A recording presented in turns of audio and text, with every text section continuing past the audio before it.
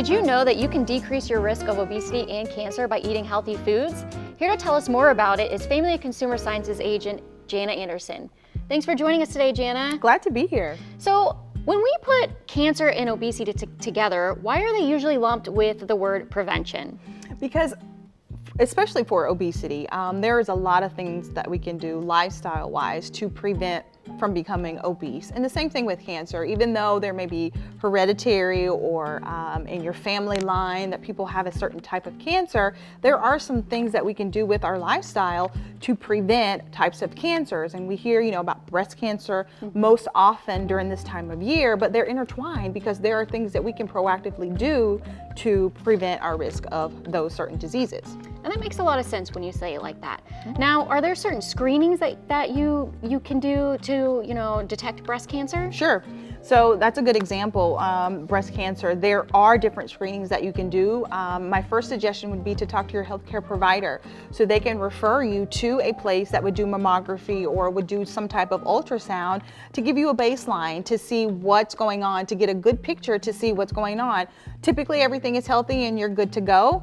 So I think that's the first place that you would need to start with your screening. Now, if there needed to be something a little more in depth, that would be up to your primary care provider to send you different places to get different screenings. Right, so reaching out to your medical doctor and then going from there. Absolutely, absolutely. Now, in front of us, we have a couple of different food items and then some exercise equipment. Yes. Can you tell us a little bit more about this? Sure.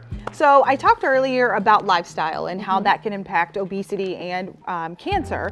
So all of these foods can help prevent both of those. We are going to start with our broccoli and cauliflower here. Those are cruciferous vegetables. Those are notorious for fighting against those cancer cells that can sometimes build up. So when we incorporate that in our diet, half of your plate should be fruits and vegetables. So when we think about that and we start to incorporate those foods a little bit more often, that's reducing our risk right there.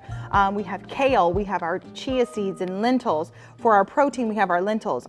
We can use some substitutes and swaps instead of eating lots of red meat that we know can be riddled with saturated fat. We have lentils and beans that can also give us that plant-based protein, help us feel full and still give us that protein that we really need. Cherries, and then also another whole grain. Here we have our quinoa, and then we have oatmeal. So incorporating that in your diet as well not only makes your heart healthy, keeps your weight in check, and it also helps to reduce your cancer risk as well.